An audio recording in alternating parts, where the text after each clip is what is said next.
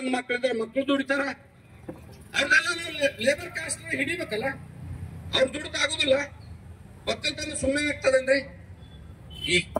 ಈ ರೀತಿ ನಾವು ರೈತರಾಗಿರ್ತಕ್ಕಂಥವ್ರು 1 ಟನ್ ಕಬ್ಬ ನಾವು ಉತ್ಪಾದನೆ ಮಾಡ್ಬೇಕಾದ್ರೆ ಎಷ್ಟಂದ್ರೆ ಅನಾಲಿಸಿಸ್, ಕೆಲವು ಜನ ಈ ಅಗ್ರಿ ಗ್ರಾಜುಯೇಟ್ಸ್ ಅದನ್ನ ಎಕನಾಮಿಕ್ಸ್ ತಗೊಂಡವರು ನಮ್ಮ ರೈತ ಕುಟುಂಬದೊಳಗೆ ಅದಾರ.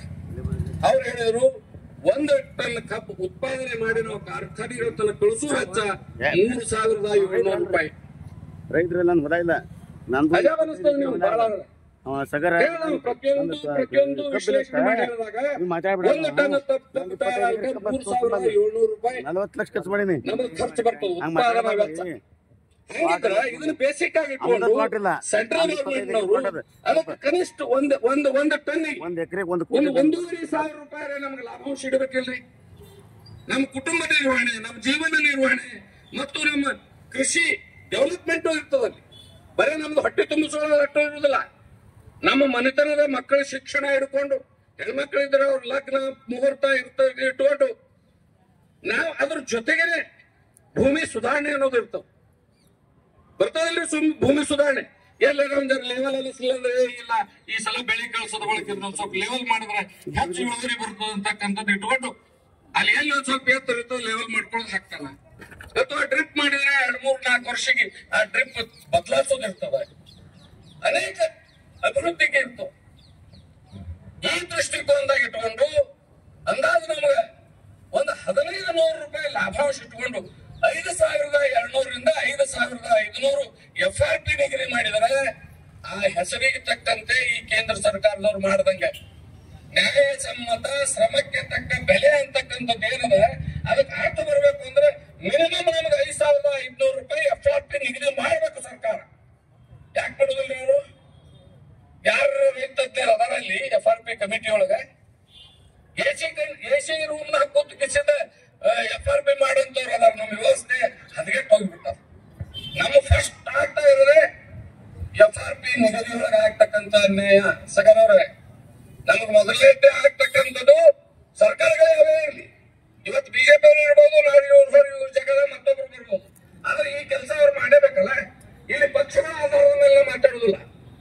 FRP ನಿಗದಿ ಮಾಡ್ತಕ್ಕಂಥ ಹೊಣೆಗಾರಿಕೆ ಇರ್ತಕ್ಕಂಥ ಕೇಂದ್ರ ಸರ್ಕಾರದವರು ಕನಿಷ್ಠ 5,500 FRP ನಿಗದಿ ಮಾಡಿದ್ರೆ ಮಾತ್ರ ರೈತರಿಗೆ ನ್ಯಾಯ ಒದಗಿಸಿಕೊಟ್ಟಂಗೆ. ಇಲ್ಲಿ ಎರಡನೇದು FRP ನಾರ್ಮ್ಸ್ ಎರಡನೇ ಪಾಯಿಂಟ್ ಅದು. ಯಾವ ಕಾರ್ಖಾನೆಯವರು ಕಬ್ಬನ್ನು ಖರೀದಿ ಮಾಡಿ ಅದನ್ನ ನುರಿಸ್ತಾರ, ಥೋಡ್ ದಿನನೇ ನಮ್ಮದು ಮೀಟರ್ ರೀಡಿಂಗ್ ಚಾಲು ಇರ್ತದೆ. 14 ದಿವಸದೊಳಗೆ ರೈತನಿಗೆ ಹಣ ಸಂದಾಯ ಮಾಡಬೇಕು. ಒಂದ್ ವೇಳೆ ಹಣ ಸಂದಾಯ ಮಾಡಲಿಲ್ಲ 14 ದಿವಸಕ್ಕೆ ಎಷ್ಟು ದಿವಸ ವಿಳಂಬ ಮಾಡಿ ಕೊಡ್ತಾರೆ, ಅದಕ್ಕೆ 15% ಇಂಟ್ರೆಸ್ಟ್ ಹಾಕಿ ಕೊಡ್ಬೇಕು ಅಂತದ ಕ್ಲಿಯರ್ ನಾರ್ಮ್ಸ್ ಅದು. ಹಾಗಿದ್ರೆ FRP ಮಾಡಿರ್ತಕ್ಕಂಥ ಕೇಂದ್ರ ಸರ್ಕಾರ ಆಗ್ಲಿ ಅಥವಾ ಅದನ್ನ ಅನುಷ್ಠಾನಕ್ಕೆ ತರ್ತಕ್ಕಂಥ ಹೊಣೆಗಾರಿಕೆ ಇರ್ತಕ್ಕಂಥ ರಾಜ್ಯ ಸರ್ಕಾರ ಆಗಲಿ, ನಮ್ಮ ವಿಜಯಪುರ ಜಿಲ್ಲೆಯೊಳಗೆ ಒಂದೇ ಒಂದು ಕಾರ್ಖಾನೆಯವ್ರದ್ದು ವಿಳಂಬ ಮಾಡಿದ ಅವರಿಗೆ ಬಡ್ಡಿ ಕೊಡಿಸುತ್ತೆ ಇದ್ರೆ ನಾವು ಸಾಗರ ಸರ್ಕಾರಕ್ಕೆ ಆಟ ಬೀಳ್ತೀವಿ. ಇವತ್ತಿನ ತನಕನೂ ಆಗಿಲ್ಲ. ನಮಗ್ ಗೊತ್ತಿದ್ದು ನಮ್ಮ ಜಿಲ್ಲಾ ವ್ಯಾಪ್ತಿಗೆ ಮಾತಾಡೋಣ. ನಾವು ನಿಖರವಾಗಿರ್ಬೇಕು. ನಾವೇನು ಮಾತಾಡಿರ್ತೀವಿ ಅಂಕಿ ಅಂಶ ವಿಷಯ ಸತ್ಯಾಸತ್ಯತೆಯಿಂದ ಕೂಡಿರ್ಬೇಕು.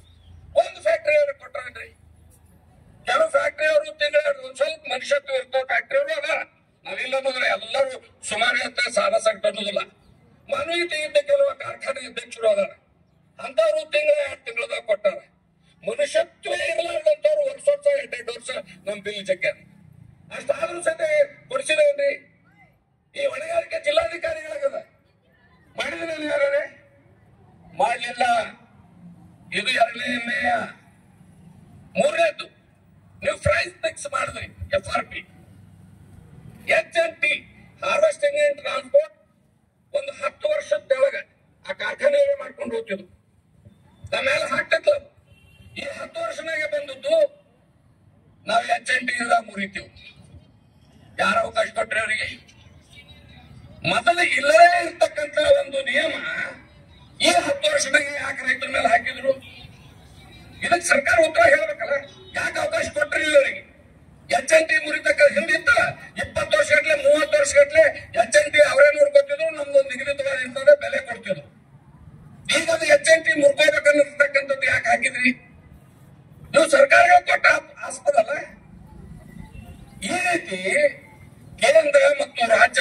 ಸರ್ಕಾರದ ಅನೇಕ ಅಲಕ್ಷ್ಯದ ಧೋರಣೆ ಅಂತ ಕರಿತೀನಿ ನಾ, ನಿರ್ಲಕ್ಷ್ಯ ಧೋರಣೆ ಅಂತ ಕರಿತೀನಿ. ನೀವು ನಿರ್ಲಕ್ಷ್ಯ ಮಾಡೋದಕ್ಕೆ ಇವತ್ತು ರೈತರ ಬೀದಿಗೆ ಬಂದು ಕುಡಿಯುವ ಪಾಳಿ ಬಂದವು. ಒಂದು ವೇಳೆ ಸರ್ಕಾರಗಳು ನಮ್ಮಿಂದ ಆಯ್ಕೆಯಾಗಿ ಹೋಗಿರ್ತಕ್ಕಂಥ ಪ್ರತಿನಿಧಿಗಳು ಪಾರ್ಲಿಮೆಂಟ್ ಮತ್ತು ವಿಧಾನಸಭೆಯಲ್ಲಿ ನಮ್ಮಿಂದ ಆಯ್ಕೆಯಾಗಿ ಹೋಗಿರ್ತಕ್ಕಂಥ ಪ್ರತಿನಿಧಿಗಳು ಈ ಜನರನ್ನ ಅಡಿಬಡಿತವನ್ನ, ಈ ಜನರಿಗೆ ಆಗ್ತಕ್ಕಂಥ ಅನ್ಯಾಯವನ್ನ ಸಮರ್ಥವಾಗಿ ತಮ್ಮ ವೇದಿಕೆಯಲ್ಲಿ ಪ್ರತಿಪಾದಿಸಿದ್ರೆ ಸರ್ಕಾರದ ಗಮನ ಸೆಳೆದರೆ ಇದು ಬರ್ತಿತ್ಲ. ಇಲ್ಲಿ ನಮ್ಮ ಜನಪ್ರತಿನಿಧಿಗಳ ಸಹಿತ ವಿಫಲರಾಗ್ಯಾರ. ಇದು ನಾಲ್ಕನೇದು. ಈಗ ನಾವು ಸಕ್ಕರೆ ಕಾರ್ಖಾನೆಯವರು ನಮ್ಮ ಸಂಬಂಧ ಹೆಂಗಿರ್ಬೇಕಂದ್ರೆ ತಾಯಿ ಮತ್ತು ಮಗು. ಸಕ್ಕರೆ ಕಾರ್ಖಾನೆಯವರಿಗೆ ನಮಗ್ ಬಿಟ್ಟುದಲ್ರಿ ಇದೆಲ್ಲ ಜಗಳ ಹಿಡಿದ್ರೆ. ಯಾಕ ಅವ್ರು ಇರ್ಲಾರ್ದ ನಾವಿಲ್ಲ, ನಾವಿರ್ಲಾರ್ದ ಅವ್ರಿಲ್ಲ. ತಾಯಿ ಮತ್ತು ಮಗುವಿನ ಒಂದು ಸಂಬಂಧ ಇದ್ದಂಗೆ. ಇದ್ರೊಳಗೆ ತಾಯಿ ಯಾರು ಬಂದ್ರೆ ರೈತ. ಸಕ್ಕರೆ ಕಾರ್ಖಾನೆ ಹುಟ್ಟಿಸಿದವ್ರೆ ನಾವು ಬೆಲ್ಲ ಮಾಡೋ ವ್ಯವಸ್ಥೆ ಬಿಟ್ಟು ಸಕ್ರಿ ಮಾಡೋಣ ಅಂತ ಅದನ್ನ ಅಪೇಕ್ಷೆ ಮಾಡಿದವ್ರು ನಾವು. ಅದಕ್ಕೆ ಬೇಕಾಗಿರ್ತಕ್ಕಂಥ ಅನುಕೂಲತೆಗಳನ್ನು ಕೊಟ್ಟವ್ರು ನಾವು. ಕಾರ್ಖಾನೆಗಳನ್ನ ಹುಟ್ಟು ಹಾಕಿದಂತವ್ರೆ ನಾವು. ಒಂದೊಳಗೆ ನಾವು ತಾಯಿ ಸ್ಥಾನದೊಳಗೆ, ಅದು ಮಗುವಿನ ಸ್ಥಾನದೊಳಗೆ. ಈಗ ಈ ಸಂಬಂಧ ಹೆಂಗ್ ಉಳಿಬೇಕು ಅಂದ್ರೆ ತಾಯಿ ಮಗುವಿನ ಸಂಬಂಧ ಮಗು ಸಣ್ಣದಿದ್ದಾಗ ಅದನ್ನ ಆರೈಕೆ ಮಾಡಿ ಪಾಲನೆ ಪೋಷಣೆ ಮಾಡಿ ನಾವೇನೊಂದು ಅಪೇಕ್ಷೆ ಇಟ್ಕೊಂಡಿರ್ತೇವೆ ಮಕ್ಕಳ ಮೇಲೆ, ಅದು ಹೆಣ್ಣಿರ್ಲಿ ಗಂಡಿರ್ಲಿ. ಈ ಮಗು ದೊಡ್ಡದಾದ ಬಳಿಕ ನನಗೆ ಮುಪ್ಪಿನ ಕಾಲಕ್ಕೆ ಕಾಯ್ತಾನ, ನನಗೆ ರಕ್ಷಣೆ ಮಾಡ್ತಾನ, ನನ್ನ ಸುಖದ ಮರಳು ಕೊಡ್ತಾನ ಅಂತ ಹೇಳಿಸಿಂದ ನಾವು ಮಗುವಿನ ಮೇಲೆ ಅಪೇಕ್ಷೆ ಮಾಡಿರ್ತೀವಿ. ಆದ್ರೆ ಮುಂದೆ ಅದು ದೊಡ್ಡ ತಿಳುವಳಿಕೆ ಬಂದ ಕೈಯ ಮೆಟ್ಟು ಹಿಡ್ಕೊಂಡು ನಿಂತರ ತಾಯಿ ಗತಿಯನ್ನು. ಈಗ ಹೆಂಗಾಗ್ಯಾರ ಅಂದ್ರೆ ನಾವು ಬೆಳೆಸಿವಿ. ಎಲ್ಲಿ ಕಾರ್ಖಾನೆ ಕಟ್ತಾರೋ ಅವ್ರಿಗೆ 100-200 ಎಕರೆ ಜಮೀನು ನಾವು ಓಡಾಡಿಸಿ ಕೊಡ್ತೀವಿ. ಅನೇಕ ರೈತರು ವಿರೋಧ ಮಾಡಿ ನಾವು ಕೊಡೋದಿಲ್ಲ ನಮ್ಮ ಜಮೀನು. ಇಲ್ಲಪ್ಪ ನಮ್ಮ ಭಾಗ್ಯೋದಯಕ್ಕೆ ಒಂದು ಕಾರ್ಖಾನೆ ಬರ್ಲಾಗ್ತದೆ ನಮ್ಮಲ್ಲಿ, ನೀ ಹಂಗ ಹೊಟ್ಟೆ ಹಿಡಿಬೇಡಪ್ಪ ಕೊಡು. ಎಷ್ಟು ಮಂದಿ ರೈತರಿಗೆ ನಾವು ಮನವೊಲಿಸಿ ಅವ್ರಿಗೆ ಕಾರ್ಖಾನೆ ಜಮೀನು ಕೊಡ್ಸಿಲ್ಲ. ಜಮೀನು ಕೊಡ್ಸಿವಿ, ಸಂಪನ್ಮೂಲ ಕೊಟ್ಟಿವಿ, ಏನ್ ಬೇಕದು ಕೊಟ್ಟಿವಿ. ಈಗ ಬಲಿಷ್ಠ ಆದ ಬಳಿಕ ನೀವ್ಯಾರು ಅಂತ ಕೇಳಕತ್ತಾರ. ಹಣ ತಾಯಿನ ಮರ್ತಂಗ್ ಮಾಡ್ಲಿಕತ್ತಾರ. ಅದು ಆಗಬಾರ್ದು. ಮತ್ತೆ ಅವ್ರಿಗೆ ಬಿಟ್ಟು ನಮಗ್ ಗತಿ ಇಲ್ಲ. ಈ ರೀತಿ ಕಾರ್ಖಾನೆಯವರು ಏನ್ ತಮ್ಮ ಹೊಣೆಗಾರಿಕೆ ಅದ. ಇಲ್ಲ ಅವ್ರಿಗೆ ಆಗ್ತಕ್ಕಂಥ ಕಷ್ಟಗಳನ್ನು ಸಹಿತ ನಿನ್ನವ್ರು ತೋಡ್ಕೊಂಡಾರ, ಮುಖ್ಯಮಂತ್ರಿಗಳನ್ನು ತೋಡ್ಕೊಂಡಾರ. ಅವ್ರು ಕೇಳಿದ್ದು FRP ಬೆಲೆ ನಿಗದಿ ಮಾಡೋದು ನಿಮ್ ಕೈಯಾಗದ, ನೀವು ಮಾಡ್ರಿ ಅಂತ ಕೇಂದ್ರಕ್ಕೆ ಕೇಳ. ಯಾರದು ನಮಗೆ ಎಕ್ಸ್ಪೋರ್ಟ್ ಮಾಡ್ಲಿಕ್ಕೆ ಪರ್ಮಿಷನ್ ಕೊಡ್ರಿ. 41 ಲಕ್ಷ ಟನ್ ಇಡೀ ದೇಶದ ನಮ್ಮ ಸಕ್ಕರೆ ಉತ್ಪಾದನೆ. ಯಾಕ್ರಿ 41 ಲಕ್ಷ ಟನ್ ಒಟ್ಟು ನಮ್ಮ ದೇಶದ ಸಕ್ಕರೆ ಉತ್ಪಾದನೆ. ಅದ್ರಾಗ ಬರೀ ಅವರು 10 ಲಕ್ಷ ಟನ್ ಎಕ್ಸ್ಪೋರ್ಟ್ ಪರ್ಮಿಷನ್ ಕೊಟ್ಟಾರ. 10 ಲಕ್ಷ ಟನ್ ಪರ್ಮಿಷನ್ ಕೊಟ್ಟಾರ. ಈಗ ಎಕ್ಸ್ಪೋರ್ಟ್ ಹೆಚ್ಚಾಯ್ತು ಅಂದ್ರೆ ನಾಲ್ಕು ದುಡ್ಡು ಸಿಗ್ತದ. ಅದೇ ದುಡ್ಡು ರೈತಗೆ ಹಂಚ್ತಾನವ. ಅಲ್ಲಿ ಎಕ್ಸ್ಪೋರ್ಟ್ ಕಟ್ಟಿ ಹಾಕ್ಯಾರ. ಯಾರದು ಈಗ 14 ದಿನಕ್ಕೆ ಕಾನೂನು ಮಾಡ್ಯಾರ. 14 ದಿನದ ಬಿಲ್ ಕೊಡ್ಬೇಕವ. ಒಂದು ದಿನ ಇಂತಿಷ್ಟೇ ಸಕ್ರಿ ಮಾರ್ಬೇಕಂತ ಅವನು ಬಡ್ಡಿಗೆ ಹಾಕಿದಾಗ ಅವ ಹೆಂಗ್ ಕೊಡ್ಲಿಕ್ಕೆ ಸಾಧ್ಯದ? ನಾವು ಕಾರ್ಖಾನೆಯವ್ರ ಬಗ್ಗೆನೂ ಕೆಲವೊಂದು ವಿಚಾರ ಮಾಡ್ಬೇಕಾಗ್ತದ. ಅವನ ಹಿತಾಸಕ್ತಿಗೂ ನಾವು ವಿಚಾರ ಮಾಡ್ಬೇಕಾಗ್ತದೆ. ಈ ತಿಂಗಳು ಇಷ್ಟೇ ಮಾರ್ಬೇಕು, ನೀ ಮುಂದಿನ ತಿಂಗಳು ಇಷ್ಟೇ ಮಾರ್ಬೇಕು, ತಿಂಗಳು ವೈಸ್ ಇಂತಿಷ್ಟೇ ಮಾರ್ಬೇಕು ಅಂತ ಹೇಳಿ ಅವನಲ್ಲಿ ಸಕ್ಕರೆ ಇರ್ತದೆ. ಆ ಸಕ್ಕರೆ ಮಾರ ರೈತರಿಗೆ ಪೇಮೆಂಟ್ ಮಾಡ್ಬೇಕಂತ ಅಪೇಕ್ಷೆ ಇರ್ತದೆ ಒಂದು. ಆದ್ರೆ ಅವನಿಗೆ ನಿರ್ಬಂಧ ಹಾಕ್ತಾರೆ. ಅಲ್ಲಿ ರೈತರಿಗೆ ಅವ್ರಿಗೆ ಒಂದು ಮಾಡ್ದಂಗೆ. ಇನ್ನು ಮೂರನೇದು ಇಥಿನಾಲ್ ಬಹಳ ಮುಖ್ಯದಾಗಿತ್ತು. ನಿನ್ನೆ ಇವರು ಕುಕ್ಕಟ್ಟಿಯವರು ಇದ್ದಾಗೆ ನಿಮ್ ವೇದಿಕೆ ಮೇಲೆ ಚರ್ಚೆ ಆಯ್ತು ಇಥಿನಾಲ್ ಬಗ್ಗೆ. ಹೌದಲ್ರಿ? ಇಥಿನಾಲ್ ದೊಳಗೆ ಮಾರ್ಜಿನ್ ಬಹಳ ಅದ್ರಿ. 12 ರೂಪಾಯಿಗೆ 1 ಲೀಟರ್ ಇಥಿನಾಲ್ ತಯಾರಾಗ್ತದೆ ಫ್ಯಾಕ್ಟ್ರಿ ಒಳಗೆ. ಅದನ್ನ ನಾವು ಪೆಟ್ರೋಲ್, ಡೀಸೆಲ್ ಮತ್ತೆ ಇನ್ನೊಂದು ಯಾವ್ದು ಹೇಳಿದ್ರು 3-4 ವಸ್ತುವಿನೊಳಗೆ ಮಿಶ್ರಣ ಮಾಡ್ಲಿಕ್ಕೆ ಅವಕಾಶ. ಅವ್ರಿಗೆ ರೇಟ್ ರೀ 1 ಲೀಟರ್ ಇಥಿನಾಲ್ ಮಾರ್ಕೊಂಡು ಹೋದ್ರೆ ಅದರಿಂದ 65 ರೂಪಾಯಿ ಸಿಗ್ತದೆ ಯಾರಿಗೆ? ಕಾರ್ಖಾನೆಯವ್ರಿಗೆ. ಮತ್ತೆ ಮಾರ್ಜಿನ್ ಬಾಳ ಉಳಿತಿಲ್ರಿ. ನಾವು ಕನಿಷ್ಠ ಕಬ್ಬಿನೊಳಗೆ ಕಡಿಮೆ ರೇಟ್ ಬಂದ್ರು ಸಹಿತ ಇಥಿನಾಲ್ ಒಳಗೆ ನಾವು ಹೆಚ್ಚಿಗೆ ತಗೊಂಡು ರೈತರಿಗೆ ಕೊಡ್ತೀವಿ ಅಂದ್ರೆ ಅಲ್ಲಿ ಅವರಿಗೆ ಬ್ಯಾಂಡಿಂಗ್ 270 ಏನೋ ಹೇಳಿಲ್ಲ, 270 ಕೋಟಿ ಲೀಟರ್ ಒಟ್ಟು ತಯಾರದ. ಅದ್ರಾಗ 49 ಕೋಟಿ ಲೀಟರ್ ಅವ್ರಿಗೆ ಮಾರಾಟಕ್ಕೆ ಪರ್ಮಿಷನ್.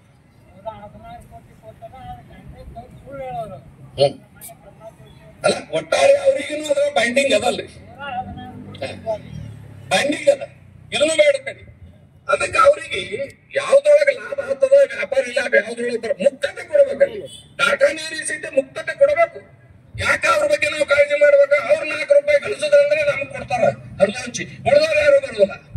ಮಾನ್ಯ ಸಿದ್ದರಾಮಯ್ಯ ನಿನ್ನೆ ಈ 3,300 ಘೋಷಣೆ ಮಾಡಿರ್ತಕ್ಕಂಥದ್ದು 1 ಪಾಯಿಂಟ್ ಇದ್ರೊಳಗ ರಿಕವರಿ ಹೆಚ್ಚು ಮಾಡಿನೇ ಇವ್ರು ಕೊಟ್ರು. ಇಲ್ಲಿ ಏನು ಕೊಡಿಸದಂಗ ಅಲ್ಲಿ ಇವ್ರು. ಈಗ ಅದನ್ನ ಒಪ್ಪಿದೇನವರು ಯೋಗೇಶ್ ಪಾಟೀಲ್ ಅಂತ ತಿಳ್ಕೊಂಡು, ಬಹುತೇಕ ಅವ್ರು ಕಾಗವಾಡದವ್ರು ಇರಬೇಕು, ಶ್ರೀಮಂತ್ ಪಾಟೀಲ್ರ ಮಗ ಅವ. ಇವತ್ತು ಕರ್ನಾಟಕ ರಾಜ್ಯ ಸಕ್ಕರೆ ಕಾರ್ಖಾನೆಗಳ ಒಕ್ಕೂಟದ ಅಧ್ಯಕ್ಷರು. ಈ ಚೀಫ್ ಮಿನಿಸ್ಟರ್ ಏನ್ ಪ್ರೆಸ್ ಮೀಟ್ ಮಾಡಿ ಡಿಕ್ಲೇರ್ ಮಾಡಿದ್ರು, ಅವಾಗ ಹೇಳಿದ್ರು ನಾವು 3,300 ಒಪ್ಪೋದಿಲ್ಲ, 3,300 ರೂಪಾಯಿ ನಾವು ಒಪ್ಪೋದಿಲ್ಲ, ನಾವು 3,200 ಕೊಡೋರು. ಒಂದು ಮಾತಾರೆ ಅವ್ರ ಕಡೆಯಿಂದ. ಇವತ್ತು ಇವ್ರು ಅರ್ಜೆಂಟಾಗಿ ವಿಚಾರ ಯಾಕೆ ಹೇಳಿಕೆ ಕೊಟ್ಟರು?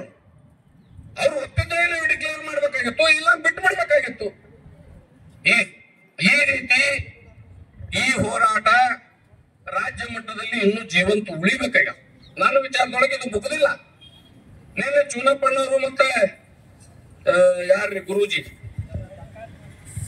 ಅವರು ನಿನ್ನ ಅವರೊಂದು ಸಣ್ಣ ಮಿಸ್ಟೇಕ್ ಮಾಡಿದ್ರು. ಒಂದೇದು ಫಸ್ಟ್ ಮಿಸ್ಟೇಕ್ ರೈತ ಸಂಘಟನೆಗಳಿಂದ ಆದದ್ದು. ಇಲ್ಲ ಈ ರೀತಿ ನಾವು ಹೊಡ್ಕೊಂಡು ಹೋದೆವು, ನಮ್ಮನ್ನ ಇನ್ನಿಟ್ಟು ಚಪ್ಪಲಿಗಿಂತಲೂ ಕನಿಷ್ಠ ಮಾಡ್ತಾರೆ. ಅಲ್ಲಿ ಹೋಗೋದು ತಪ್ಪು ಉಳಿದವರು ಯಾವುದೇ ಜಿಲ್ಲಾದವರು ಹೋಗಲಿ, ಹಾವೇರಿಯವ್ರು ಹೋಗ್ಯಾರ, ಗುಲ್ಬರ್ಗಾದವ್ರು ಹೋಗ್ಯಾರ, ಇನ್ನೂ ಬೇರೆ ಚುನಪ್ಪಣ್ಣವರು ಒಂದು ಸಂಘಟನೆಯವ್ರನ್ನ ಹೊರತುಪಡಿಸಿ ಬೇರೆ ಬೇರೆ ಸಂಘಟನೆಯವರು ಮೀಟಿಂಗ್ ಹಾಜರಾಗಿದ್ದು ಆಗಬಾರ್ದು. ಇಲ್ಲಿ ಏನಾಯ್ತು? ನೀನು ಇಬ್ರು ಹೇಳಿಕೆ ನೋಡಿದೆ. ನಾನು ಸಾಧಾರಣ 1 ಗಂಟೆಗೆ ನಾ ಟಿವಿ ಮುಂದೆ ಕೂತಾವ, 8 ಗಂಟೆಗೆ ಎದ್ದೀನಿ.